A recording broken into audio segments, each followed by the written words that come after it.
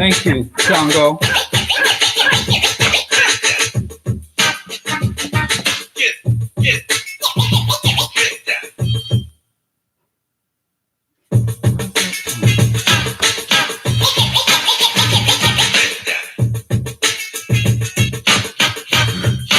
Yeah, I'm sorry about the timing, Johnson. Kind of hard.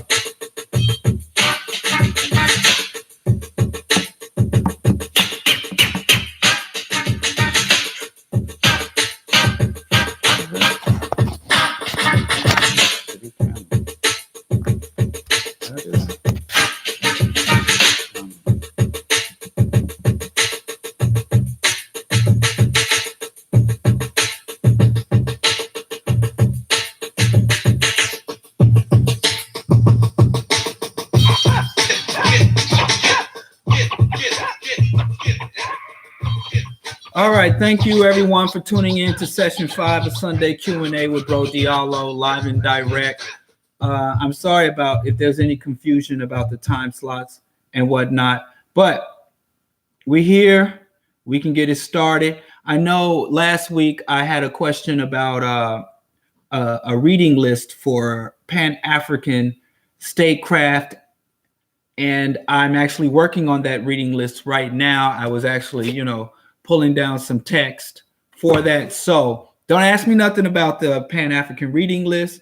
Just have faith in the Lord that I will be posting that. I was wondering about how to post that. So I'm thinking about just posting images of the text, because I was trying to do like an Amazon reading list, and they playing games with my Amazon account. So, Bezos got enough money and attention from me and everyone else. So give me another day or two, and I'll most definitely, absolutely, totally have that.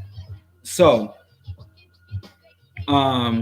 give me another day or two. By Monday, before I go live with the Bro.Diallo Show Tuesday evening, I will have that nation building Pan-African reading list for statecraft and nation building.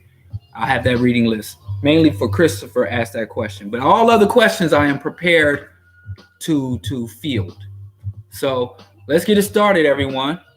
Let's start with Brown Eyed Queen ML. I was debating with a friend about Tyler Perry paying off those Walmart layaways. Please explain why it's some bullshit. Charity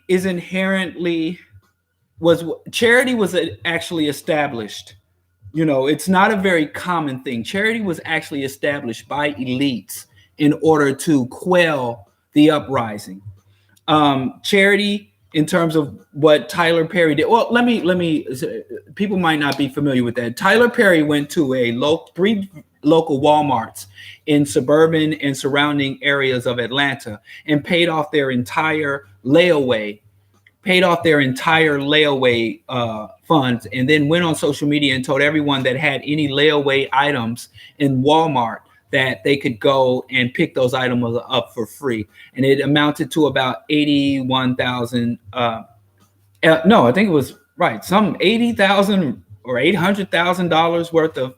And then Kid Rock went to a white rural area and did the same thing, and as a gesture of holiday cheer. And he was getting a lot of accolades. And I said that is essentially what is called trickle-down economics. Trickle-down economics was presented by Ronald Reagan, but it also comes out of libertarian philosophy and the Chicago School of Economics, saying that if you allow wealthy people to amass an unlimited amount of wealth, if you refrain from regulating private industry, and you refrain, actually that music's kind of distracting to me. If you refrain from regulating private industry, if you refrain from progressive taxation, meaning the upper income tax rate, which was implemented by FDR in the post-World War II New Deal era, and taxing upper incomes, then if you allow the wealthy to accumulate as much money as possible, that will give them the incentive to be innovative and to expand industry. And as a result, there will be money to trickle down to the masses, so that instead of having the government mandate high salaries, instead of having the government mandate a living wage, instead of the government mandating time off benefits, instead of the government mandating that banks and financial institutions provide loans and other forms of opportunity for the poor and working class people. Instead of doing that mandated, you can rely on the goodwill of the elites to rain down benefits and charity upon us according to what's in their hearts, which is the charity system or the trickle down system. And the reason why that is a problem is, number one, Tyler Perry is only able to amass and sustain such money through the labor of masses of people. He's only generate profit and income through depending on the government that is financed by everyone to respect his copyright, trademarks, distribution, and all of that. And using the infrastructure when he's making his movies, he uses public infrastructure, the electricity grid, and all of this collective investment for his private gain. And he's able to reap all the benefits of that and then deem certain segments of the population, when he feels like it, worthy of return on those investments. And that is very problematic because concentrated wealth does not benefit the whole of the society. So, but the dependency, so the masses of the people don't want to run afoul of the elites. They don't want to criticize the elites. They don't want to go against the wishes of the elites. And then you have elites who are Christian or Muslim or atheists will only fund those things that serve their personal interests, which causes further deterioration in the larger society. So even though those charitable offerings can be appreciated and celebrated, the dependency on the masses of the population is problematic. We shouldn't have to depend on Tyler Perry or Kid Rocks or the Bill and Melinda Gates Foundation or any other the wealth and good nature of individuals. We should, as a society and as a collective, be able to mandate that we are able to get a higher share of the wealth that is collectively produced, and we should get a higher return on our collective investments as individuals. So it's problematic because it creates what they say, a two-tier society. You have the have and have-nots. And even though people have a lot of rhetoric about have and have-nots, we also turn around and celebrate it. And when Reagan first proposed trickle-down economics, the Congressional Black Caucus and the Black community as a whole did not support it. But when white Republicans say we want to impose trickle-down economics, we want to create this free market neoliberal economy and then depend on trickle-down economics to benefit the masses of the people, Black people are like, we're not with that. But then when Black elites, when wealthy Blacks turn around and engage in trickle-down economics, we celebrate that. So do you want to be able to be dependent on the goodwill of rich individuals, or do you want to mandate a just and balanced society where everyone gets a fair share of the collective wealth of the society, as opposed to allowing wealth to concentrate at the top, and then you turn around and hope that one day Santa Claus will come to your town and break you off and pay off your layaway debt and so on and so forth. So it's actually, charity is both counter-revolutionary, it breeds more dependence, and it's just not a functional way to run nor an economy or create goodwill across a larger society. So I at the same time, go get your Walmart. I don't know why you would be shopping at Walmart anyway, but go get your layaway items. But you should still be conscious of the class setup, the class hustle that's going on. So that's what I say. I hope I answered that. It's kind of a lot of layers to that issue. Oh, thank you, Eric, for the blessing to me and the wife. Shala, when Black Americans say that Africans don't like us and we have more in common with Native Hispanics, what are your thoughts on that? As far as Africans don't like us, there is a lot of truth to that. There are segments of Africans that don't like us, just as there are segments of African Americans or Black Americans or African diaspora that don't like us. There is quite a bit of self-hate and self-rejection universally throughout the Black community, locally and internationally. So when I hear that, I say I don't argue with that. There's no argument. There are a lot of, I could walk up and down this block on the south side of Chicago and find black people that are willing to rob, rape, and steal other black people, and that don't like black people, don't want nothing to do with these niggas. And you can find the same in the African. Now, that self-hatred in Africa is the result of colonization and distortion of the history of African people, Africans that are ignorant of their history and of our history, that are ignorant of geopolitics, that have been subjected to an aggressive system of anti-African propaganda on the continent. So the same reason that Africans don't like us over there, the same reason we don't like Africans and Africans don't like us.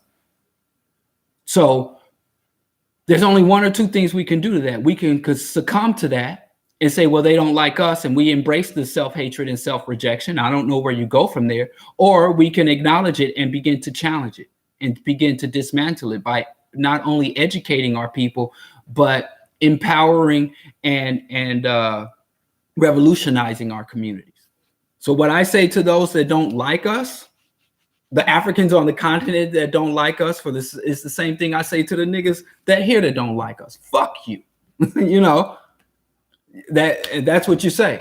Or you can be more compassionate and work to try to educate them and enlighten them. You know, they have a lot of stereotypes. When you speak to some of these Africans, I've had an opportunity to speak with South Africans. I know a specific South African, Sudanese, Ghana, Nigerians, Gambians. I've spoke to several of those Africans from all parts of the continent, east, west, north, and south, that say, you know, Black Americans are lazy. Black Americans have so much opportunity here and we squander it, whereas they come to this country with so little and able to make something of ourselves. Black Americans are entitled. Black Americans are criminal. You'll find when you actually start to engage with these Africans who claim they don't like Black Americans, the stereotypes and their source of their hostility towards Black Americans sound exactly like all the other populations that don't like Black people. The same stereotypes, the same misinformation, the same distortion of the history.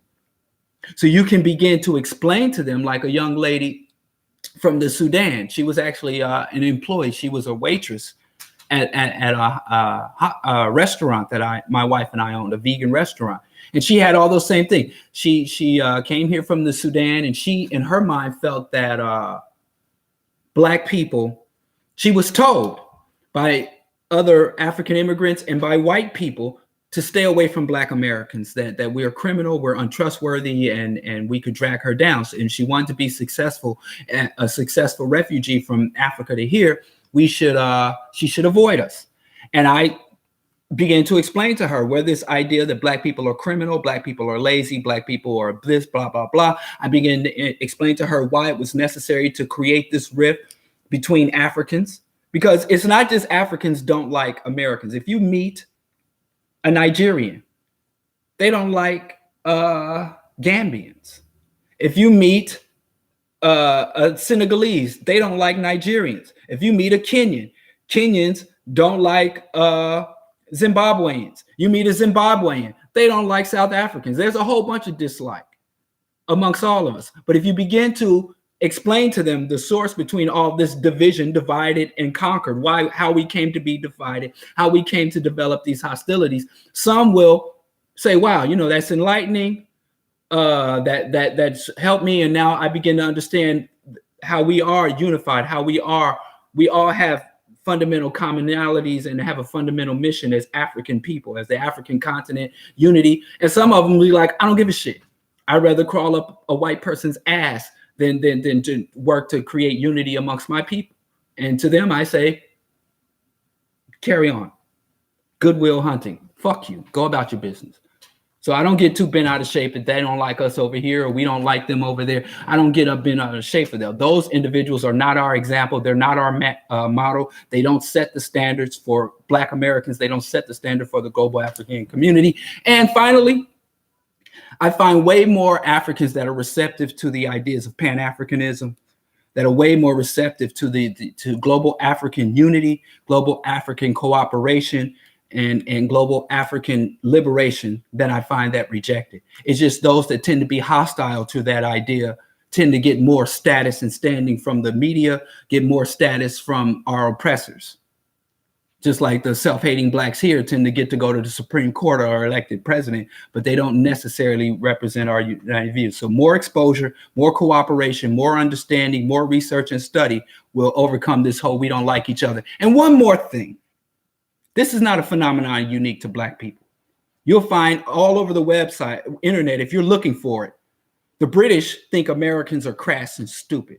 Americans hate the French. They think they're surrender and they're not willing to fight. The Spaniards don't like the Portuguese. The Italians are hated by everybody. Everybody hates the Roma people. The Jews got beef with every other segment. So, you know, this is not something unique to black people.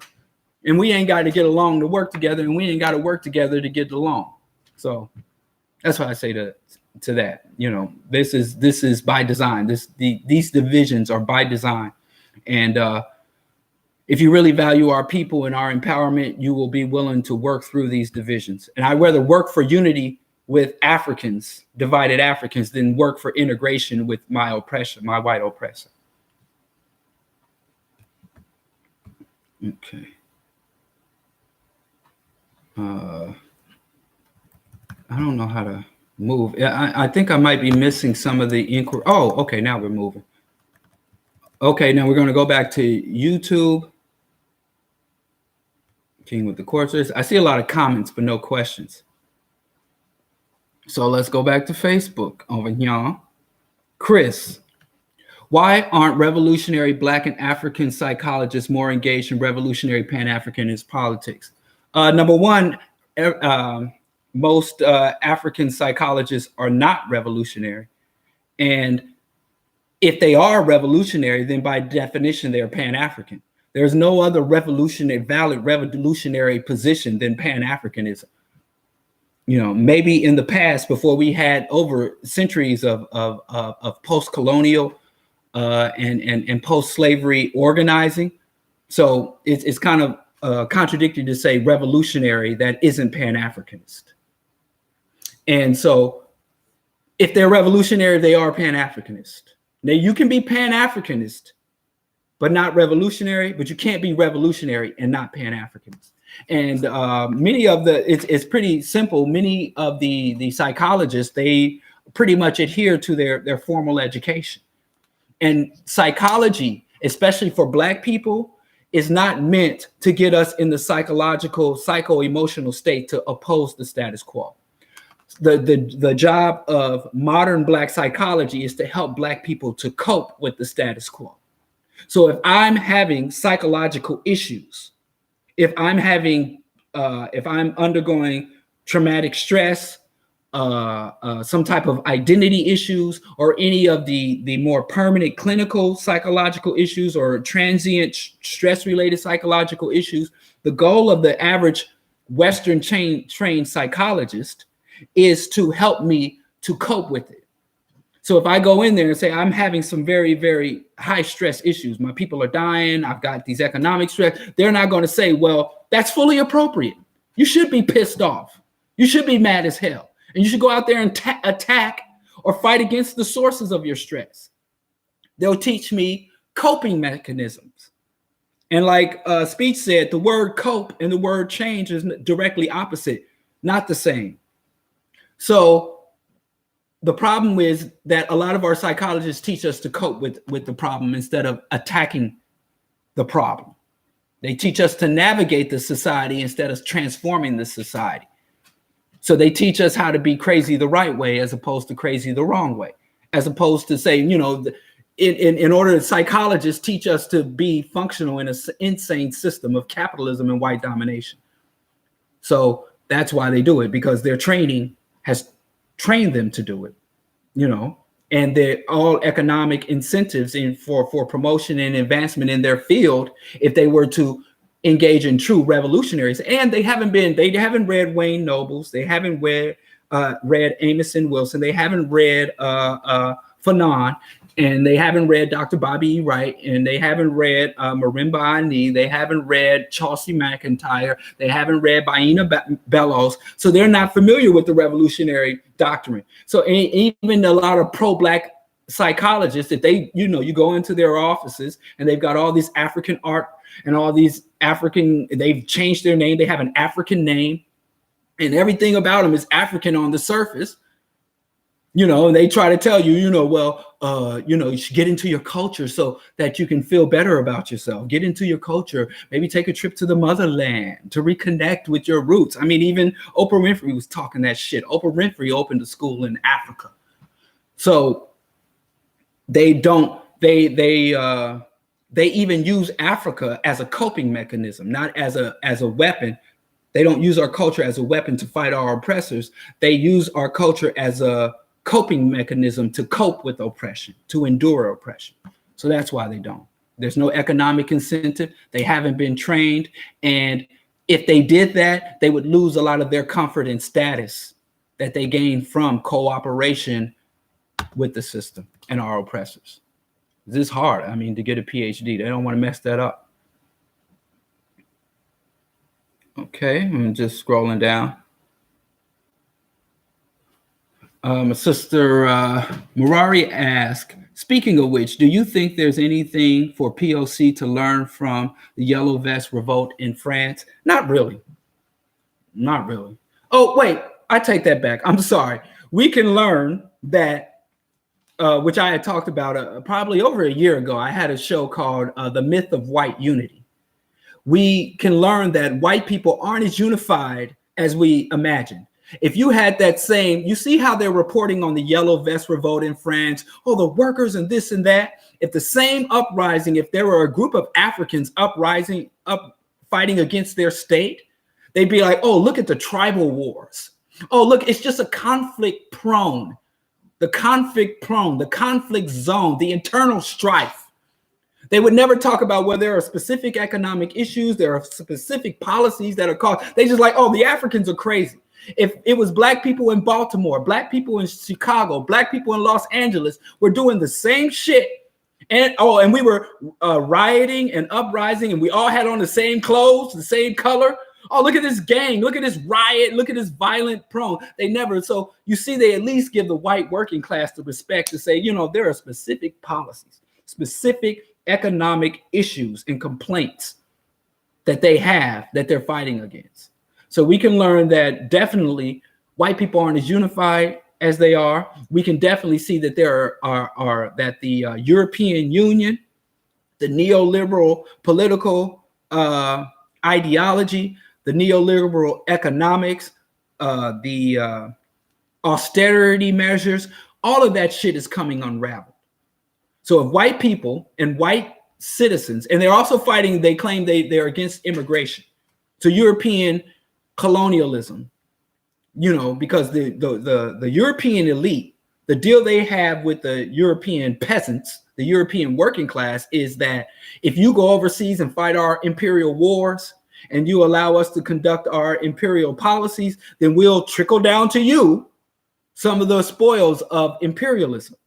But that shit's all drying up because now they have to share their imperial spoils with Imperial China. They have to share their imperial spoils with Imperial India, the United States, which wasn't would leave which entered the imperial arena, but the resources are drying up. They're harder, and there's more competition. So they're finding that they have less and less to trickle down to, and also there's less incentive for the European elites to give all this cushy ass free college tuition, all this large social safety net, and the European welfare state. And since there's no more communist threat coming from Russia, there's no more two superpowers. There's only one capitalist superpower. They were like, well, fuck you. We don't have to pay you anymore. We don't have to bribe you to go to stop you from going socialist or communist. So we learned white people ain't as unified as we thought they were. The white people's system of oppression, it has chinks in the armor, but we also there's a greater threat because these are well-armed states. And what they will try to do is get the European working class to focus on terrorism immigration, Africa instability, and blame everything except the European elite for their uprising. So they, instead of, if they can't stop the working class violence in Europe, they'll try to redirect it towards us and have the working class attack immigrants, have the working class mobilize for a war and to march off to war with China, march off to war with terrorism in Africa and the Middle East, march off to fight against European South American drug cartels. So it's something we should watch. But at best, I would say the global African diaspora, how do we exploit eroding white unity? How do we take full advantage of the erosion of the European Union, of the conflict between the European working class and the European elite? How do we engage or observe or understand or respond to that conflict in a way that best benefits us? Tito asks, do you think there's a coming global economic crisis in the next few years? How do you think it will play out this time around? How will people be affected? Tito asks. First part of your question, do I think there's a global economic crisis in the next year? This planet has very wide, disparaging economic statuses. So it's kind of hard to talk about a depression, because what we really talk about is, in terms of economic crisis, there are places on this planet that are in perpetual economic crisis. Haiti has been in a 120-year perpetual economic crisis. Brazil, perpetual economic crisis. Zimbabwe, India, many parts, much of rural China. There are places that are in ongoing perpetual economic crisis. And we are fine as long as we're able to go to Walmart and we get our new iPhones and we're able to get the new Concord Jordans. It's hard to speak about because there's no uniform planetary status. There are parts of the planet right now that are in total ecological collapse and state collapse. Somalia. In Somalia right now, 1 in 3 of every resident, or you can't even say citizen of Somalia, because Bill Clinton way back when blew up the state of Somalia. It's a failed state. 1 in 3 of their residents has a severe mental illness in Somalia. 1 in 3. Because of the collapse of the state and the ongoing warfare and conflict in that country. The Congo, which is something everybody talking about. Oh, look at what's happening in Yemen. Look what's happening in Syria. The Congo has had millions of people die, raped, murdered in the Congo. The Congo is in a state like, oh, do you think there's going to be a war? There is war. So it's kind of hard to say about. So what I think you're really asking, Tito, is saying, is there a crisis coming to the first world? Is there a crisis coming to the comfortable people? Is there a crisis coming to where it'll come to me personally? Because I can give you parts of the globe. The majority of more than half of humanity, 2.5 to 3 billion people are in every day. We're born into crisis and never don't know a state of non-crisis. So yes, there is an economic crisis coming to the United States, to Canada, to Western Europe, to Australia, New Zealand, Germany and all of that. You know, there's an economic crisis coming to what's called the global north, or to the G7 economy, or to the developed nation. Yes, we're going to start to feel the burn that they've been feeling and feel every day in Haiti. Yes. And the main cause of that is that Obama did not fix any of the problems. This is a paper mache economy. The main issue, which I think is going to cause the number one issue, is ecology. There's too much ecological instability. So crop failures, global warming, a lot of the trade routes and conflict. But yes, that's a lot. But anyway, the answer is yes. The global economic crisis is coming to the first world. And you can't say something's coming if it's already here. So yes, many of us who live comfortable in the West and have neglected the suffering of our brothers and sisters in the global South, or in the so-called third world and fourth world, we're going to be able to see what it's like to miss meals, to have Roman bandits in the street, to have an utter erosion of the rule of law and stability to go into stores and find that either the shelves are empty or what's left on the shelf, we don't have the fiat currency to buy it. That is coming.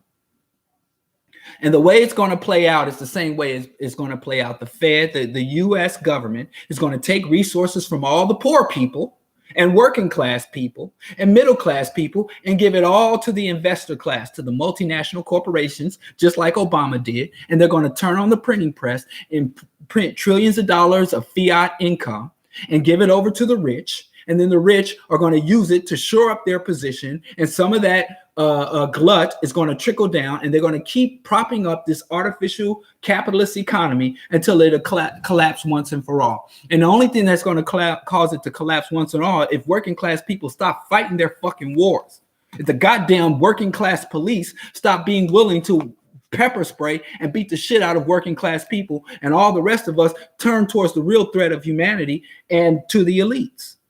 And then we have the coming ecological collapse or implosion. And again, the housing market is again overstressed, the instability on the stock market.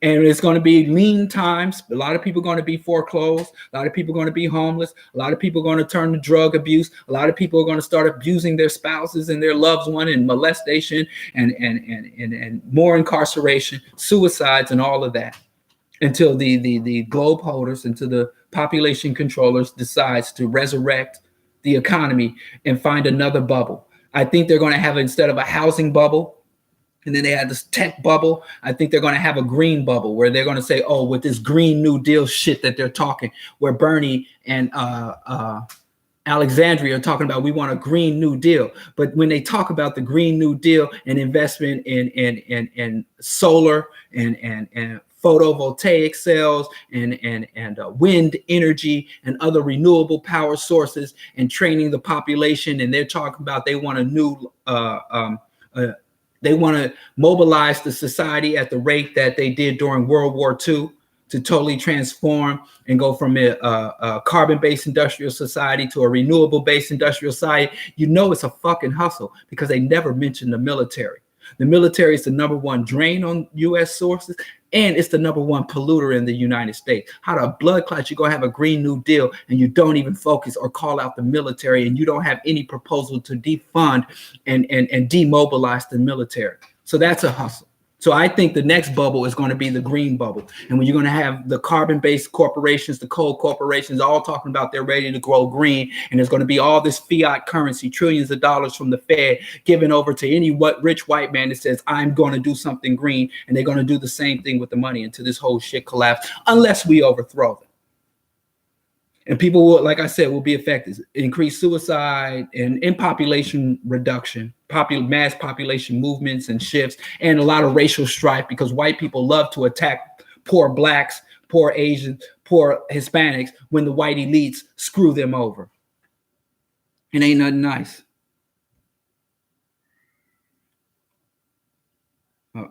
Shout out to Diallo Skyfall. That's in practice of indoctrination. Yes. Monzeal. Okay. Carl, Chancellor Williams spoke of the grand Caucasian consensus in a way that white people deal with black people throughout history. Do you agree? Yes. But it's not just for blacks. The European consensus is also, I said it last week, everything white people do to us, they perfected by doing to themselves. So I don't think anyone will be exempt of white aggression. If an alien race came tomorrow and beamed up every black person, beamed up every person who isn't a white Anglo-Saxon Protestant, beamed up everyone on this planet that didn't have blonde hair and blue eyes and flew us off somewhere else, there would still be slavery, exploitation. And if they can't divide amongst races, then they'll divide amongst gender. If they can't divide amongst gender, they will divide amongst classes. If they can't divide themselves amongst classes, they'll divide amongst religion. Europeans are in a perpetual state of warfare, hyper exploitation, violence, and to the ultimate death urge. So yes, Europeans, even if they hate each other, you look at the Jews and you look at the Nazis, they hate each other. I mean, European, the Ashkenazim Jews, They hate each other, but they come together on their hostility, their willingness to exploit and commit genocide and hostility towards us. So yeah, it's a consensus, but I think we would make a mistake to think that this is unique for Black people, because a lot of Black people really think that we're the cause of European aggressive behavior. And they think that if Black people, if we change our behavior, if we learn to speak standard English, we all begin to value education, we all begin to universally obey European laws and fully in dress, pull our pants up, then Europeans will stop aggressing against us. Some Blacks think, like Michael Jackson, if we bleach our skin, alter our African features, if we all try to get a non-Black spouse or a white spouse to try to dilute ourselves, then it would stop. But those are people who are absolutely ignorant of European history. The first victims of European colonizations were other white people. European chattel slavery, other white people. European systematic exploitation. European systematic rape. European perpetual warfare and subversion. They were all white. So yes, they do have a consensus, but it's not a consensus against Black people. It's a consensus against existence. Europeans have a war against life. It's what Derek Jensen called the death urge. So the only way to stop that is to not to change their consensus, but to remove their capacity to aggress against us, or make the consequences for their exploitation and oppression of us so high that it will cause them pause. Like Kwame Ture said, they got to bring some to get some. Tito, again, what do you think about Bitcoin blockchain technology? Although cryptocurrencies are down now, I've heard people say it's one of the strengths of decentralizing over. The Bitcoin and all that shit, it's a fucking hustle, man. Here's the bottom line. Bitcoin is going to operate like every other form of currency. There have been several new forms of currency introduced into the European. As long as white people dominate, I got a cousin that's heavily into Bitcoin, and I asked him one time, I said, what are you going to do with the currency? Whether you got cash money, you got gold and silver and precious metals, or Bitcoin, what the fuck are you going to do with that money? And he ended up having to admit, I'm going to buy the same shit. So if we are locked out of manufacturing, we are having our natural resources stolen from us. What difference does it make if we're buying stuff other people make with Bitcoin, gold, precious metals, or cash money or credit? And they're already finding that the Bitcoin and other cryptocurrencies are being cornered by people with the most money, and they're locking out the poor and working class people. There was a time, like I said, the Roman minted their own coin. And when the global economic system went off it was a time where Black people, we were currency.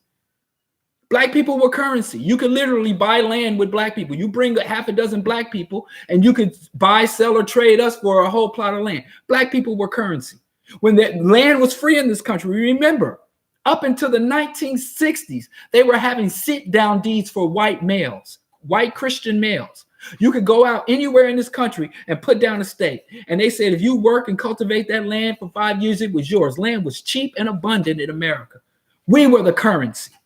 There was a time when beaver pelts were currency. That's not traceable.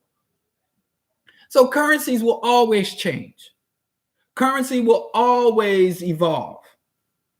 But as long who controls the economic system under which that currency is flowing? Currency means a movement. Who controls that system? So Bitcoin under the systems and institutions of global white domination. And I hear a lot of rhetoric about, we can use money and not be tracked. Hell, even when we were using cash, I didn't see the Black people that got the most cash. They just wanted to use it to enjoy all the spoils of empire, all the luxuries of the first world. So in terms of Bitcoin and blockchain technology, I think blockchain has some other issues. But here's another problem with cryptocurrency. Even though it's untraceable, it's highly polluting. These supercomputers to do these trillions of calculations per second, they really tax the grid. So Bitcoin going with this cryptocurrency and going off of hard cash currency or credit card is causing an increase in carbon emissions and global warming. And you can't buy a fucking new planet.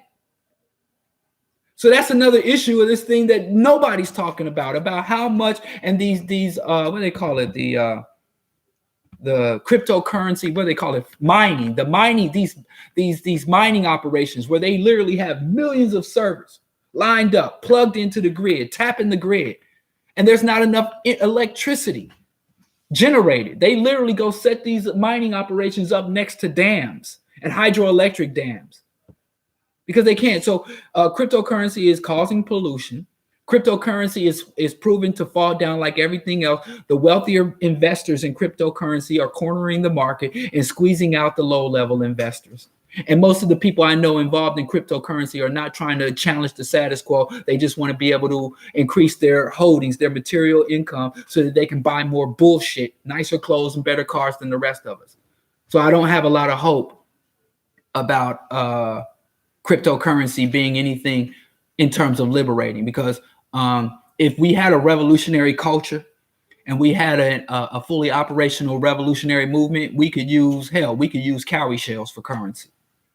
What I'm more concerned about the consciousness and the quality of organization in our community. And once we deal with that shit, because look, Africa is the wealthiest continent on the world with the poorest people. Japan has very little natural resources, but they're considered to be wealthy, part of the first world. So Amos Wilson told us the wealth of the people is not in their soil. It's not in precious metal or cash. The wealth of the people is in the mind, in the understanding, the intelligence of that people, and in the quality of the agenda that they're willing to work towards, and the discipline that they can have to adhere to that agenda. That's where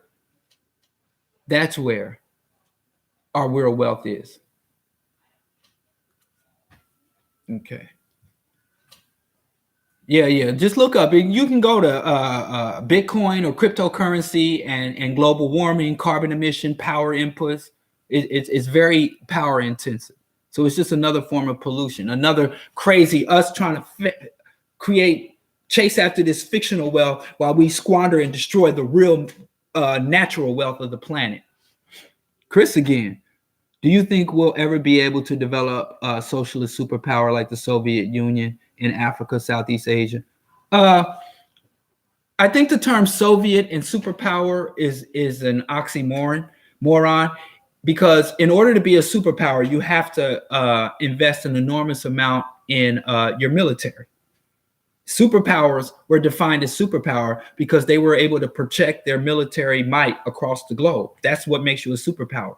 And in a socialist economy, one of the most wasteful things that you can do with the resources and talent and wealth of the people is on military expenditures. So you'll never have a socialist superpower, because that's why the Soviet Union was not socialist, because they just chose to become a superpower instead of a socialist state. So actually, the Soviet Union or the Soviet, the USSR was actually an authoritarian state with a central planned economy, but it was not a socialist state.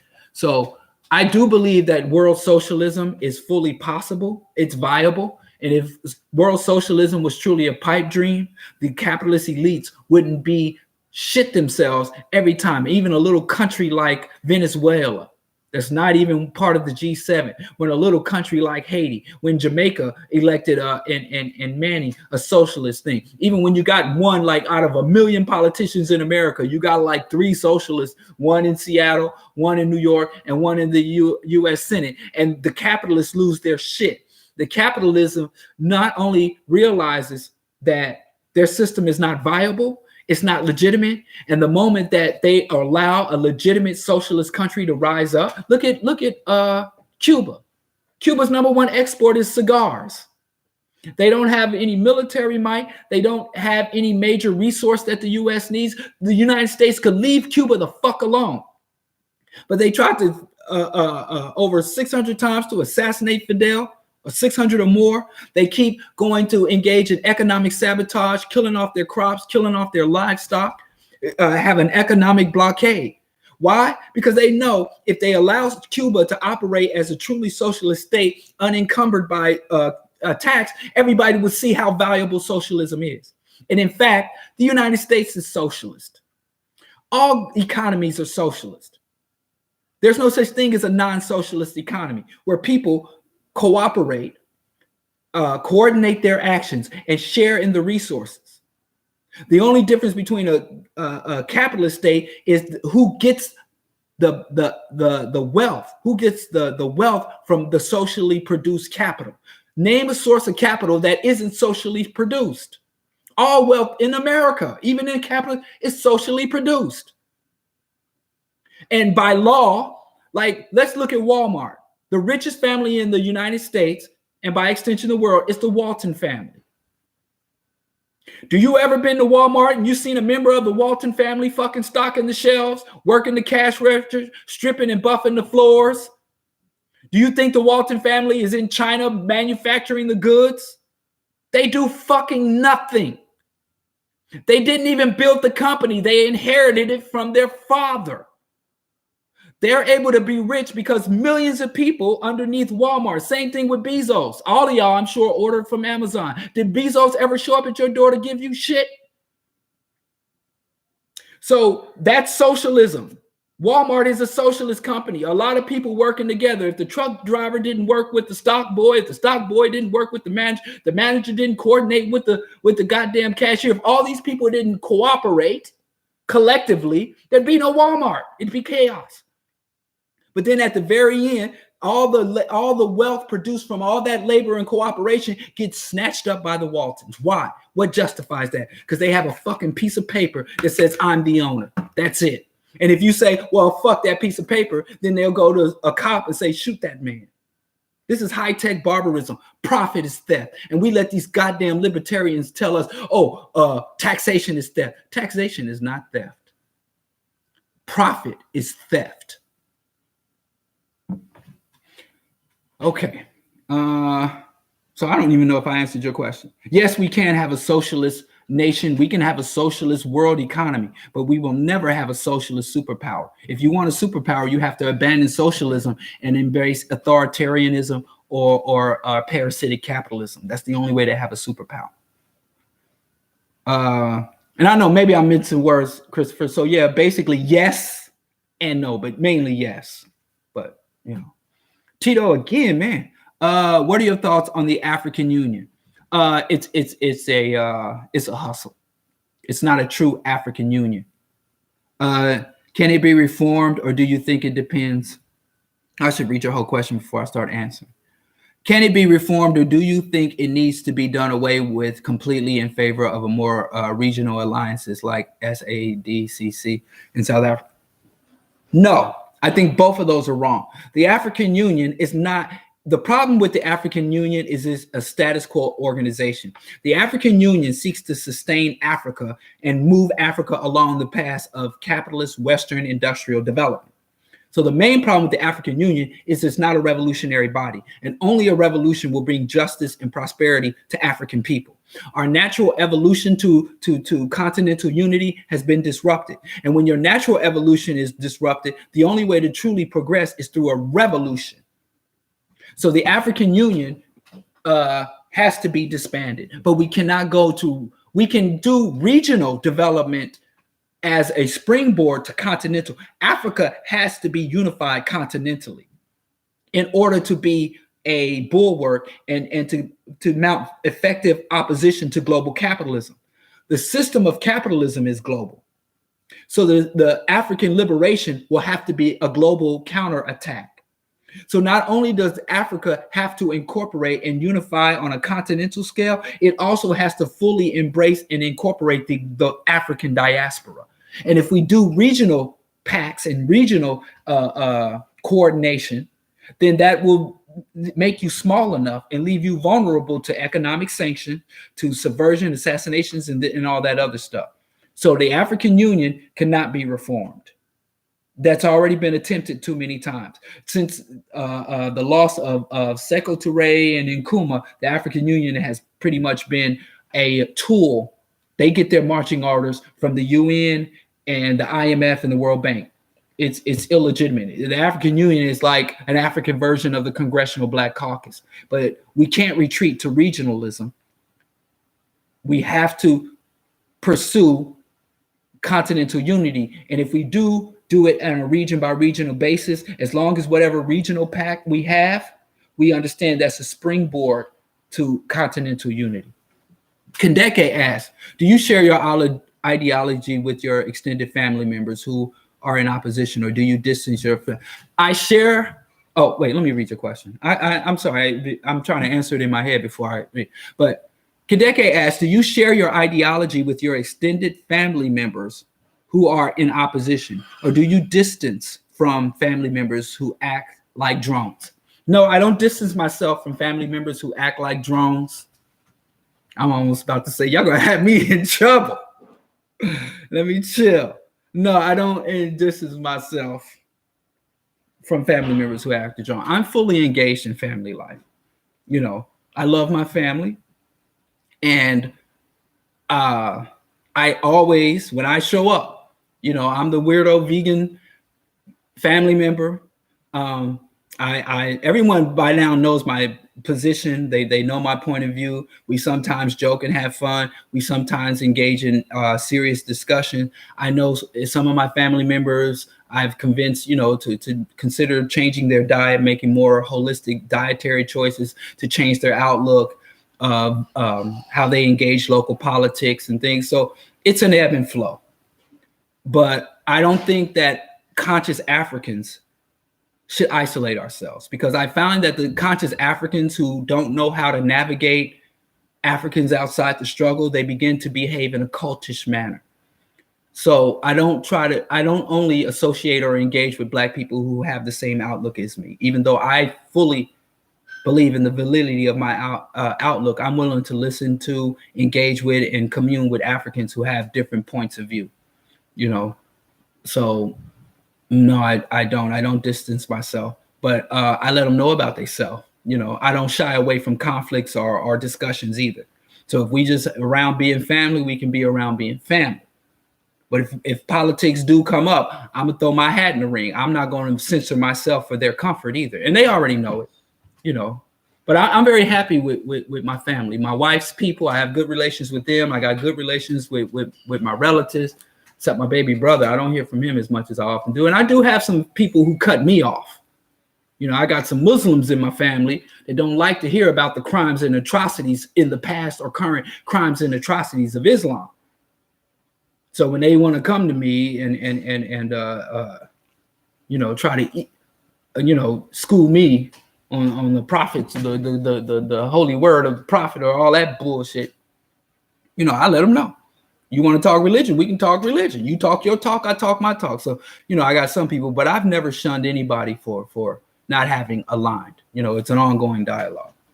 But I'm actually happy that I'm able to maintain ongoing healthy relations with my family. But then again, I have a friend who told me there's a big difference between family and relatives.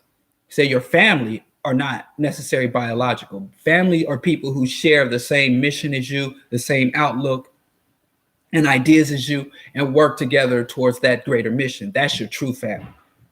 And so that's all over the world. I got family all the way, you know, Sheun and brothers and sisters here, and brother Chris and brothers and sisters here in Chicago. I got family members I'll never meet, but we're all working towards the same goal. Then he said your relatives are the people you're related to by DNA.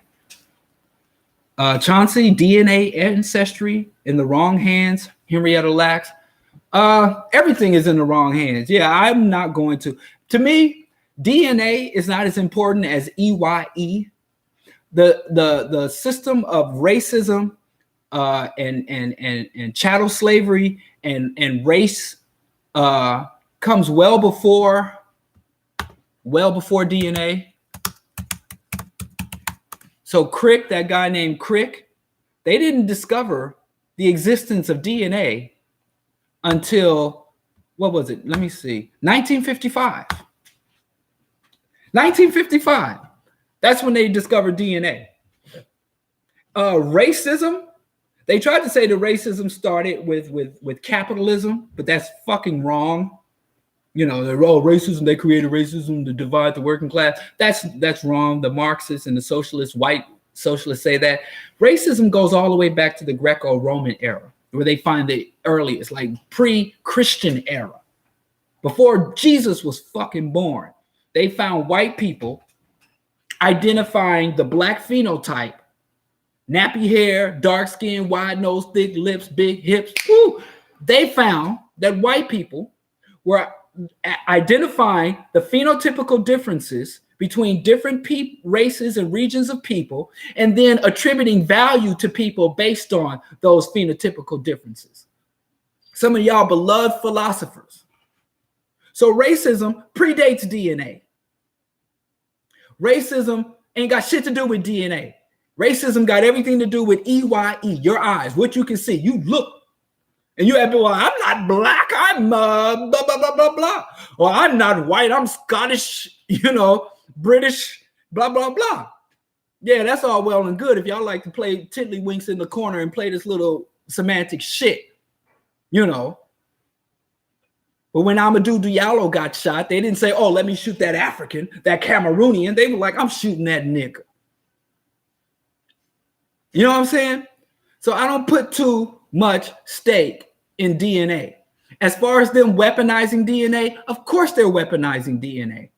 Of course they're trying to come up with what's called ethno-specific pandemics and come up with diseases and chemicals that target specific DNA sequences. But the problem with ethno-specific pandemics and diseases and chemical and biological weapons, they find that, we share the same DNA code with the bananas. Nature is very efficient. If you understand, evolution is real. God didn't create a goddamn thing. Evolution is very real. We're all carbon-based life forms that share many of the same ancestry. The microscopic, mitochondrial DNA. We got to come from the same source. So they haven't been able to refine their processes enough to just attack people with this particular sequence, because you got a lot of junk DNA, recessive, non-manifesting genes and all that. And they know every single one of them white folks, they great-great-great-granddaddy was creeping to the plantation shacks. So it's a risky thing, but just because it's risky, just because it has the potential to destroy all life, that ain't stopped them with nuclear research. Aromo, seriously? So yes, they are trying to weaponize DNA. It is in the wrong hands. I would caution you against going to ancestry.com and all of that. If you want to know where you come from on the African continent, there's research, genealogical research. Go ask your great grandma. Take your ass back from the big city on down to Mississippi and have some conversations. There's ways to do it without shipping your blood. And again, Henrietta Lacks, not only are they trying to use our DNA to create ethno-specific weaponized chemicals and viruses and bacteria, they're also finding cures for diseases, and they're patenting and creating copyrights and patents for our DNA sequences and getting paid without even telling us. So yeah, I wouldn't mess around with I know. And in fact, even when I first moved to New York, people would tell me, hey, you look like an Ethiopian Jew. You look like Fulani. Are you Fulani? I'm like, yeah, of course. I'll ride with that. So, hey, shoot, yeah, I'm an African. Wherever you want to place me, I'll be there that day. What y'all got? Whatever vegan dishes you have, Ethiopian, fufu, I can get with it. So, yeah, I don't know why y'all speak specifics. It's like John Henry Clark told us, the only difference between an African, Caribbean, Afro-Latino, and an African-American is a boat stop. That's all that separates us, man. I ain't trying to I ain't got time to be all this specific. Y'all trying to get too specific with that. Okay, Diana Monk. Speaking of ecology, with the rise of veganism and a decrease in the price of meat, what do you think will happen to the production of plant-based food? My fear about plant-based food is that they're trying to, veganism is becoming extremely commercial viable. Even in 2008, when all segments of the economy were contracting, the housing market, the auto market, the fine goods market, all elements of the food market. The one elements of the U.S. economy that expanded during the 2008 economic contraction was veganism and vegetarian. All vegetarian producers, distributors, Whole Foods was able to consolidate. So the capitalists, what they're saying is, if they can make money off of it, they're going to co-opt it. So what's worrying me about being a vegan? A lot of the vegan foods that I've been eating, I became a vegan back in 1993. I became a vegetarian in 92. And I became a vegan. Well, really? Shit. Goddamn. Actually, I became a vegetarian in high school. So actually 91. Well, it's so long ago. You know, I'm an old man. I don't know. But I've been a vegan for a long ass time. And many of the vegan products that I came to buy and love, I start to find that they're being bought out by PepsiCo and Happy Foods, by Kraft, and many of these multinational food corporations that make Snickers and make Pepsi Cola and make all these products. They're buying out. So the production of plant-based foods is being privatized, capitalized, and going to be open and traded on the stock market, which I've seen has diminished the quality. So I really had worked aggressively to try to create a cooperative vegan enterprises. You know, we opened a vegan restaurant, vegan catering, vegan packaged goods, but we can't really get the investment capital because we're a cooperative. People don't really like to invest in cooperative because even if you can promise strong returns, if you're going to be an investor, it's easier to invest in a more parasitic company that's not cooperatively owned, where you can exploit the human resources instead of making the human resources owners and give them a direct stake in the growth of the company. So anyway, I haven't completely abandoned that. I actually had a pretty promising venture on the table, and that got snatched up too. So it's a struggle. But unless we who are vegan for other purposes than generating profit, unless we get some direct control or create a alternate industry of growth, production, processing, distribution, all your vegan stuff is going to start looking like all the other foods, like, you know, and that's a problem, especially, you know, one of the signs is Amazon now owns Whole Foods. So we need to start having local, sustainable, organic, non-GMO agriculture. We need to start opening food cooperatives so that the local organic growers don't have to go to Walmart or Whole Foods in order to get their foods to market. We need to create small-scale cottage industry to process these foods. You know, you get one garden bin of lettuce. In order to clean that, package it, and get it out to the people, that's a lot of work. It's labor intensive, and it's a strong market, but a lot of these vegans out here, this goddamn hippie mentality that if you're organized and you have some type form of bureaucracy, cooperation, long-term planning, then you're not being true to the nature of things. So the future of plant-based food is to be corporate, homogenized, and corporatized for the profit of the few and exploitation of the many if we don't maintain control and fight against it. You know, because there's a lot of greedy, grubby hands, you know, Beyond Meat. Now we got Bill Gates in the vegan market. We got Bill Gates and Mark Cuban investing, and they don't invest for growth. They invest for ownership and control. So that's a problem, a big problem for me. Okay, Mari asked, yo, well, that's how you go. That's how, working for Bill Cosby. Oh, how's that working for Bill Cosby? Oh, you just making a funny. You ain't asking a question. All right, let's see. What YouTubers has gone quiet on me? What's up, YouTube? Yeah, capitalists are sick. I haven't met one psychologically, emotionally, or intellectually healthy capitalist in my life. I've met a lot of somewhat healthy people who are under delusion that they are a capitalist. And a lot of people who believe they're capitalists are not capitalists. They do not participate in the economy at the level of capitalists. They don't even know what the hell a capitalist is. What are some of the tactics we can use to combat menticide? In order to combat menticide, we're going to have our own educational and media infrastructure. And that's that. So we're going to have to erect our own educational and media infrastructure or support revolutionary Pan-African media infrastructure. that can get out the truth. And then another way is to address a lot of the speak to a lot of the misinformation going on, because as we're taught, menticide means you're anti-analytical, ahistorical, and anti-academic.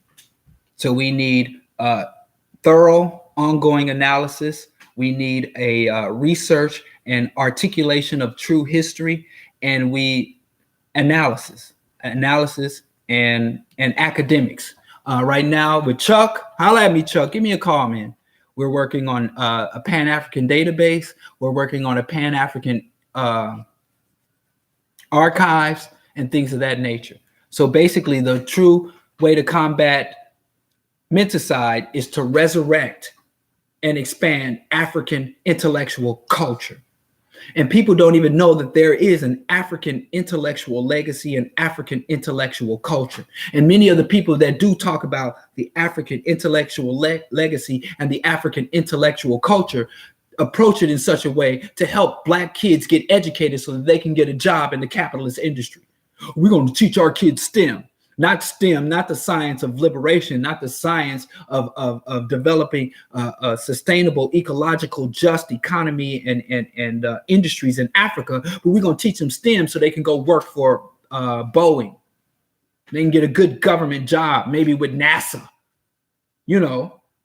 So a lot of people pimp our culture, but our culture is not just our fashion, not just our dance and our music, but our philosophy.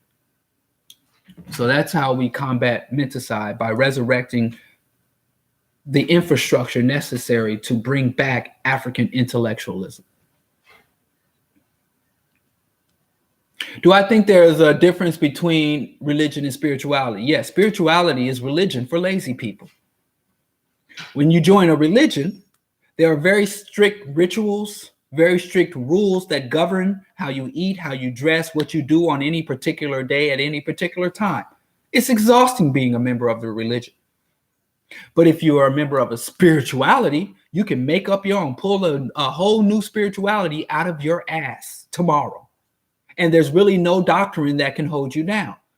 So what I find from spiritual people, they're just as egocentric and detached from reality as religious people. They just don't have to adhere to any strict dogma. Some spiritual systems let you walk around with your body exposed. Some spiritual systems tell you to cover up, wrap your head. Some spiritual systems say eat whatever you want and eat it in abundance. Some spiritual systems say you have a very restrictive diet, and they make it up as they go along. So what I call spirituality is religion for lazy people. And I know there's a lot of people, oh, you got African spirituality, you got blah, blah, blah, blah. Yeah, but the way it plays out is that spirituality is religion for lazy people. And religion is spirituality for people who know how to follow strict rules and requirements. And I know that's not a very satisfactory answer, but if you can give me evidence to the contrary, I'd be willing to hear it. Do you believe in Jesus was an actual historical person? No, Jesus was not an actual historical person. And the Jesus of the Bible is actually a conglomerate. But there were many messiahs, especially under the Roman Empire. This idea of a messiah or a great non-Roman, great white hope. So Jesus, as we understand him to be in the biblical terms, is a fictional character. But there were holy men, prophets, and messiahs that walked around. And I believe that the Jesus of the Bible is a conflagration of many other characters of that era. But there was a archaeologist that was going around saying, if anybody can give me any type of archaeological, but there were a lot of people. This guy named Yeshua ben Yosef, who was a holy man or a prophet that they said was actually the Jesus. But then they talk about Mithra, and then they talk about Horus or Heru. So no, that Jesus was not real.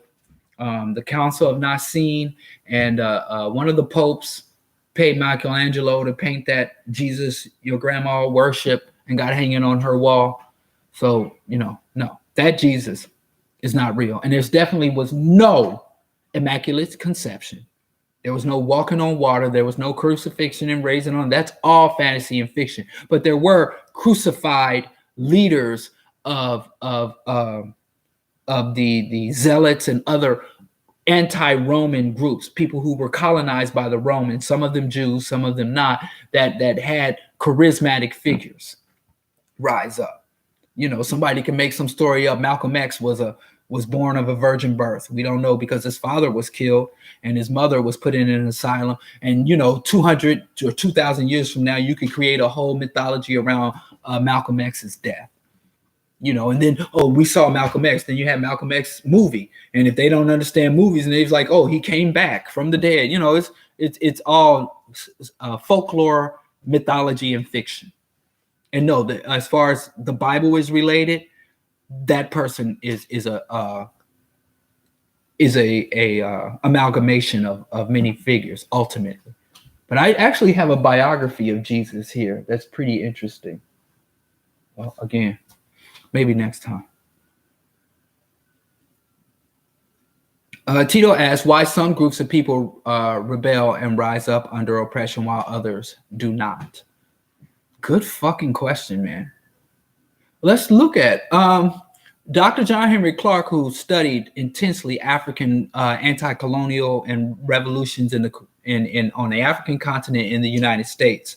Really, what he concluded, sadly, is that many rebellions rested more on the behavior of the oppressor than the oppressed. He said the Haitians were so successful in rebellion is because, and throughout the Caribbean with the Maroons in Jamaica and throughout the Caribbean, the Quilombos in Brazil, he said because in Latin America and Caribbean and Central American plantation system, they bought slaves in bulk. So a slave ship would show up and they buy the whole shipment because remember, Haiti, Brazil, those weren't settler colonies. So often those plantations had what they call absentee landlords. And the absentee landlords could be in England. They might be in Virginia. They wouldn't be there to directly govern. So it was all conscripted or paid labor. So he said that the Africans that were on the plant working the plantation often came from the same, not only the same nation in Africa, but the same village, the same tribe, the same linguistic groups.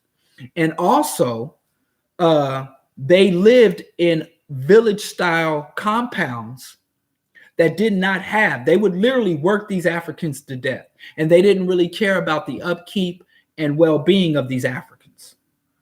And so because those Africans in the Caribbean, in Brazil, in Latin America had much more linguistic, cultural, dietary, historical, physical, or geographical unity and coordination and trust, they were more readily able to mount successful rebellions. Where in the United States, they didn't buy slaves in bulk. When they would pull up a slave ship, you wouldn't have one absentee landlord buy the whole shipment. They would literally have a slave market. So they would have all these Africans lined up individually, and they would split up mother or sons. And so you have a Fulani, you have an Igbo, you have Ashanti, all go off the same way. And these are people from different nations with divergent cultures, different languages.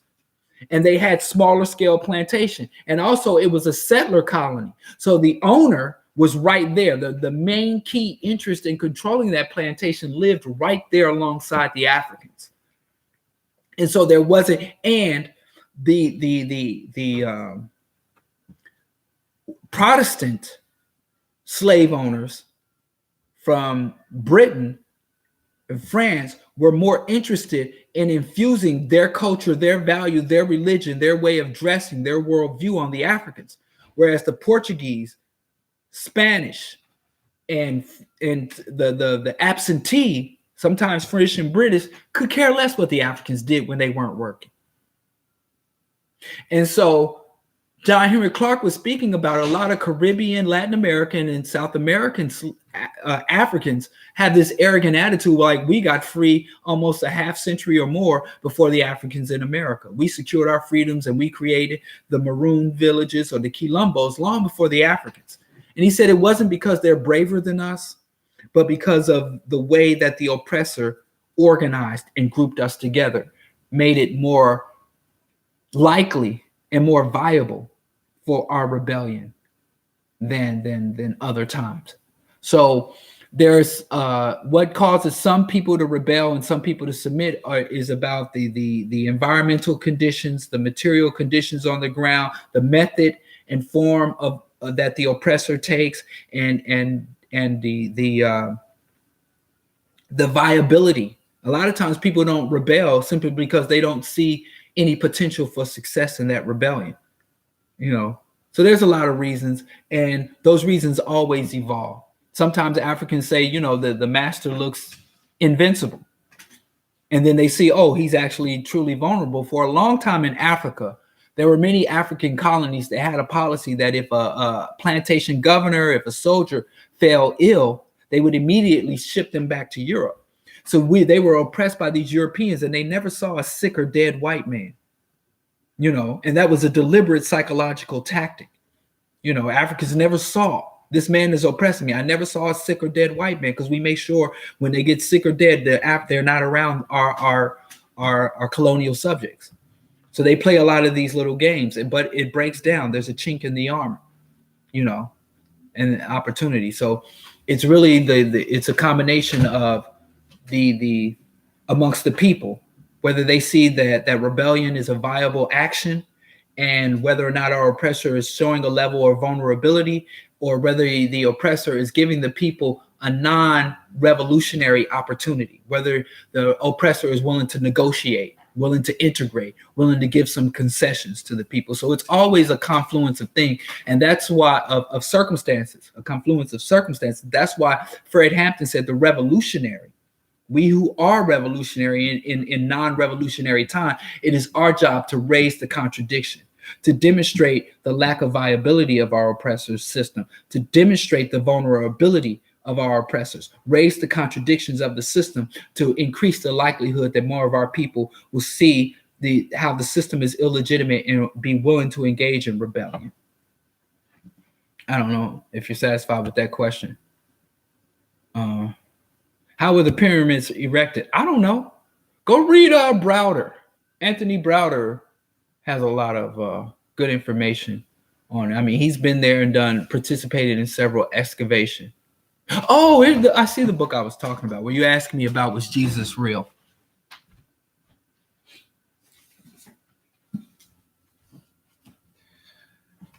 This is a good book on that, From Jesus to Christianity. But I have another book. This isn't the book I thought about, but this is one of them.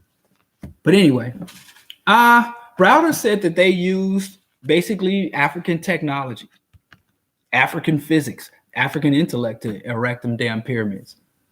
But I'm not a Egypto, what do they call it? I don't remember. Not Egyptophobe. But I've never been one that I wasn't very happy. No, but there's the love of Egypt. Egyptophile. I'm not really an Egyptophile. I mean, I find African antiquity very interesting, but when I study African antiquity, I'm more so interested in pre-colonial, colonial, and post-colonial Africa in terms of to inform my own construction of my own resistance doctrine and policies. And in terms of ancient African history, it's very interesting to me, but I find less modern application for that. And to me, even if I was in Egypt, I'd probably be rebelling against the Pharaoh. I think most pharaohs were fucking assholes. And I have a lot of issues with Egyptian culture. And even Kola Booth, as crazy as Kola Booth said, she said that she thinks a lot of Black people are so in love with Egypt because the Egyptian, unlike the Sudanese or the Senegalese and the Dogon, don't look as typically African. It's like a whole nation of Michael Jacksons and Halle Berrys.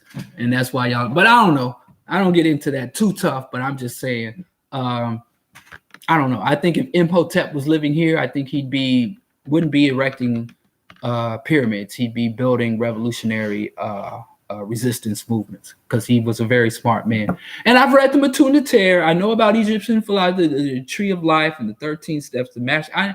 I read that shit. Like I said, it's interesting, but a lot of it gets distorted, and people devolve into these little comedic cults. You know, yeah, you know, I leave that shit to Polite and the rest of them. I think I might have upset some people with my comment about spirituality. No spirituality and no religion. What do you use to guide yourself and the gauge? Since I don't have spirituality and I don't have religion, I use my ancestors, the wisdom of my ancestor. So you could call me, if you had to give me a title in terms of how I guide and set up my morality, I'm a rationalist. I think revolutionary or evolutionary ethics and evolutionary morality, and I use the wisdom of my ancestors, and I use the rationality of my own mind to guide me. And I don't need any type of fiction or supernatural delusions in order to tell me not to do bad things and to try to be good. And I don't need the threat of eternal bliss or eternal hellfire in order to coerce me to be a decent man. I've always thought of Jesus as something similar to folklore like Robin Hood and King Arthur. You're right. Yeah. And I'd rather worship Robin Hood, at least take from the rich. But I guess Jesus was kind of a Robin Hood. He did say, take from the rich and give to the poor. But people ignore the shit out of him. Chris, how do we establish a revolutionary psychological institution centered around Fanon Marimba Ani? We get the funds, we get the money, we get the expertise. I already know, we still got some revolutionary psychology. Marimba Ani is still alive. Dr. Wade B. Nobles is still with us. And the writings of Wilson and Wright, Fanon are still with us. So basically, all we need is the monetary resources, and it can be raised. We can raise the monetary resources. We can find and identify the property, get a commitment from the various scholars and inputs. It's pretty much the same way the Panthers organized the food program. And I don't even think it would be hard. And there are existing organizations like Psychologists for Social Responsibility and other Black psychologist organizations and academic organizations, community psychologists. We got let me stop name dropping. But the way to do that is to pretty much write up a budget, secure a space, and engage with the revolutionary psychologist to commit the time. And there could be, and how do we compensate them, whether it's a part-time volunteer or some love offerings or something. Actually, it wouldn't be good. Basically, all we would have to do is convince the community of the need, demonstrate the actual and potential benefits. It wouldn't be hard at all. In fact, it's been done before. So I say just if the plan was well written, well articulated, well promoted, I think we would definitely get an enormous amount of inputs, because mental health is something that the community is talking about more and more and more. And even in Chicago, off the head, I could name at least half a dozen progressive and revolutionary psychologists that work here now. So, should we bring back Black Wall Street? Hell no. Fuck no.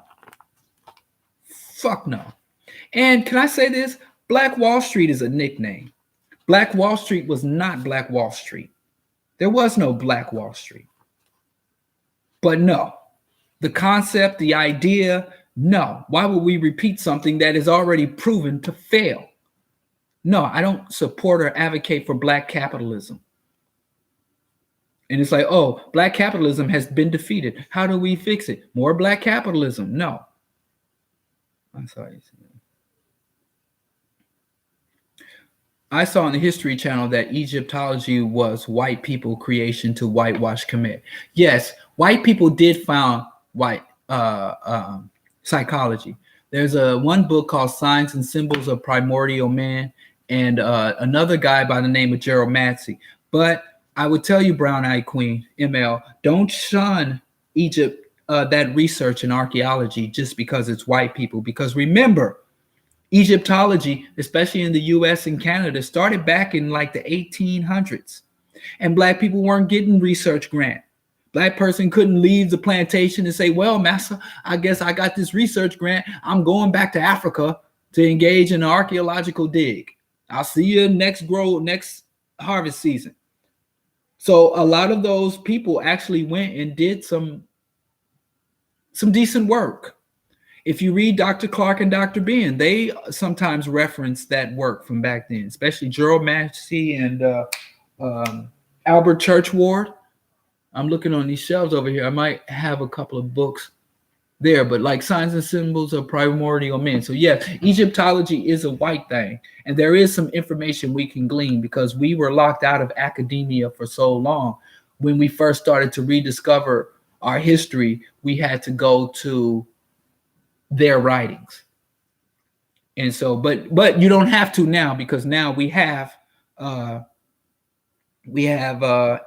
Browder and like I said, Dr. Ben and all them. So we don't have to go back then. But back in the 50s and 40s, we didn't have John G. Jackson. So we could read John G. Jackson and all these other people.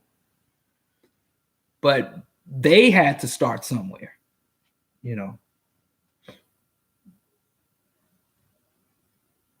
I said, don't do away with soy. Don't do away with soy. Soy is not a bad. Do away with GMO soy and non-organic, but organic, non-GMO soy is a very, very good food. Don't hate on soy. The anti-soy propaganda, I don't know where all that comes from. Using the energy of ancestors is spirituality. Using the energy of ancestors. I don't know how you use the energy of ancestors. I said the wisdom of ancestors. I don't use the energy of my ancestors, Apollo. I use the wisdom of my ancestors and the resources left behind by my ancestors, but not the energy. I'm not sure what that means. Zakia, do you listen to the spirit? So you listen to the spirit. So how is that different than spirituality? I don't listen to the spirit. I don't know if the spirit makes any sound. Those before us speaking through the spirit. Those who came for us don't speak through the spirit. Let me go show you when I say the wisdom of my ancestors.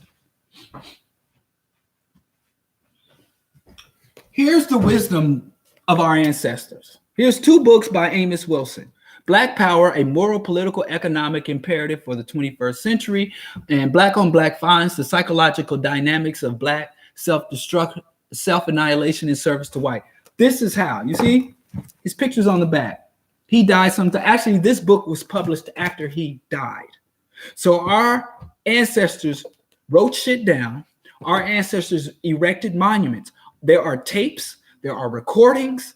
There is memory. When I sat from my great-grandpa Bowie, when he sat and taught me how to prime a lawnmower engine, he taught me how to use basic tools. He taught me how to do basic home maintenance. When my grandma Bowie and her from making me cobbler and teaching and making me wholesome food and teaching me to love myself and care for myself and my family and showing me the capacity that humans have for love and nurturing. And when I think back on those experiences with my grandmother, when I talk to my wife and my wife tells me about her deceased grandfather and her experiences as a child, then that ancestor who helped to make my wife the woman that she is, and then we came together and then we had offspring, that is the ancestors. It ain't no spirit, ain't nothing supernatural. It's about memory. It's about the DNA encoded in my blood. It's about the customs and tradition, the written, spoken, sung, the drums, Gil Scott-Heron. When I put on Gil Scott-Heron music and the information and the rhythms, when I read about the Ganga Zumba and the other and Lumumba and Toussaint and that's what I mean by ancestors. Material, physical. It ain't nothing that I sit here and something comes to me. Most of the people that say they got something from the spirit, they made that shit up in their head. Didn't no spirit speak to them. So please don't confuse this. When I say I operate off of the wisdom of my ancestors, it's not that I sit and meditate or that it comes from I can give you references. I can take you to Kansas City, Missouri, Health Department, City of Records, and show you a birth certificate and a death certificate for my great-grandfather. I can take you to the home that he built for his family that they were born and raised in. It's still there. So I have evidence. If I say the spirit told me this shit, how am I going to back that up? So please don't confuse what I'm saying. I ain't telling you what you got or how you get it. But when I say ancestors, to me, I don't mean ghost or people speaking to me from the beyond the death. When I say ancestors, because if somebody pulls up this video, if somebody finds my writing somewhere 100 years from now and they say, well, the dead ancestor Diallo, it's going to be something I wrote, spoke, or written. Because even if there is life after death, I ain't going to be fooling around on planet Earth. I'm going to be out in some other galaxy. So why the hell would I hang around here when the universe is open to me? I hope I wouldn't be such a small-minded aberration. But I don't even buy into any of that. So I'm not saying that I am not spiritual. Everything I do is rational, evidence-based. I'm not telling you don't be spiritual, but don't attribute. When I say ancestors, it may not be. Maybe the ancestors speak to you beyond the grave in a supernatural way. But to me, they speak through me through very practical ways. Recordings, writings, books, my own memory from my own direct experiences, and from other people who interacted with those ancestors. You know, when I was in Atlanta, I ran into one of Khalid Muhammad's son, and we had a conversation. He told me some anecdotal things about his father. So his father's ancestral wisdom that he passed on to him was passed on to me. Hell, I went to Malcolm X College and I saw Malcolm X's 98 Oldsmobile, and it was very interesting to me. But I didn't feel any energy of Malcolm X radiating from that damn car. But it was a very, very wonderful artifact and a glimpse into his life. One time they had Chairman Fred Hampton's leather jacket with the buttons on display at the DuSable Museum. I'm pointing like it's right over here, actually. And I went to see that. And so, yeah, I interact in that. Some people might go there and be like, oh, I felt his spirit. No, I just saw his jacket. To me, that's an artifact. To me, that's an heirloom. What does it say to me? This person is real. I'm able to touch something he's touched. And I am motivated by his contribution, by his teaching, by his intellect, by his contribution. But I don't know. As far as the spirit of Fred Hampton, when you say spirit, maybe school spirit, like his enthusiasm. Spirit in that context, maybe I can get with that. I love his enthusiasm for the people. I love the people. I am the people. I'm with that in terms of spirit. But spirit in terms of speaking to us after they're dead, speaking to us through supernatural, through energetic vibration or a voice on the wind, I ain't with none of that. But I promise you this, the moment I get some supernatural interaction, the spirit speaks through me, comes into my heart, I close my eyes and I see the light. The moment that happens to me, believe you me, I'd be the first one to admit it. And maybe some of y'all are better in tune than I am, I don't know, but I ain't seen nothing. Everybody that I know of that talks that shit has never been able to demonstrate or reproduce that. But that ain't me. That's not me. Yes, there are holes in Claude Anderson's perspective. Much of what Claude Anderson advocates depends on white people adhering to their own laws. And I might have to end on that note. I have great respect and admiration for Claude Anderson, but he's a bit too capitalistic for my taste. He puts a bit too much faith into wealth accumulation. And I don't understand why, because he has his short history books, Dirty Little Secrets. I think he's up to volume 4. I have volume 1 and 2, the one he wrote with his son, the second volume and the first volume. He's a very good historian. But it seems to that when he writes his Powernomics program seems to be devoid of his own historical understanding. Like he turns off his historical insight when he writes his solutions. But yeah, I appreciate his cooperative economics and his group economics, but it's a bit too heavy on the capitalist accumulation and not enough emphasis on cooperativism and collective ownership. And there's too much dependence on white people doing what they say they'll do. And we see white people don't even obey their law. Trump is an obvious felon. Trump has engaged in felonies. They have recorded in his own word that he conspired to pay off, use his election funds to pay off prostitutes, which is against election law, which is a felony. They have him on record committing a felony, and he's still in the White House, president. He hasn't. That impeachment proceedings have yet to proceed. So white folks don't follow their own goddamn laws.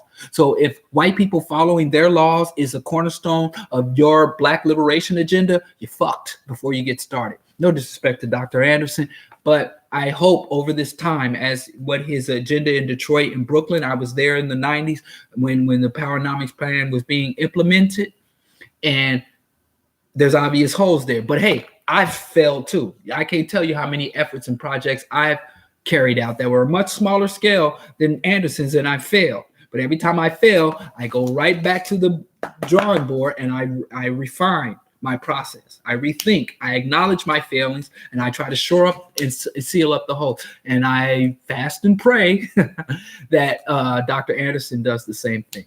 I don't see as much evidence as I would like to see, but maybe, you know, that's because I'm not part of his inner circle.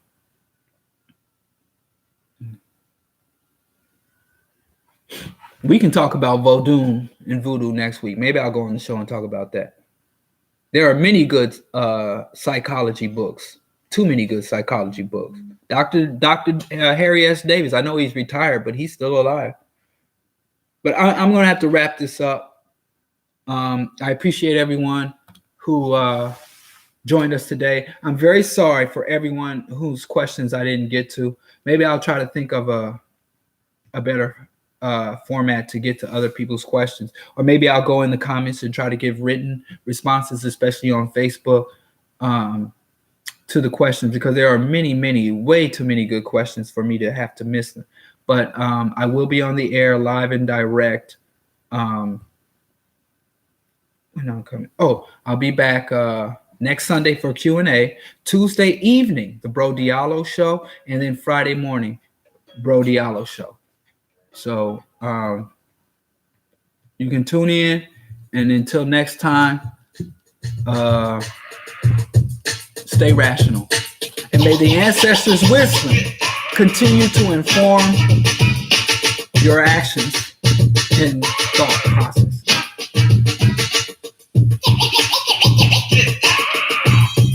Thank you, Tito.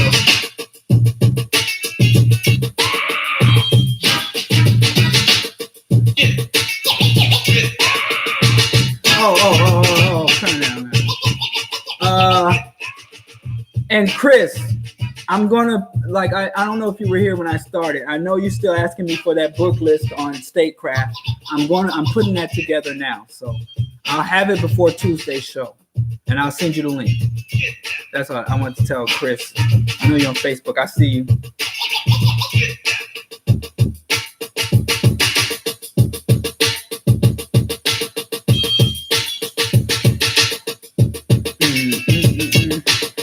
Oh,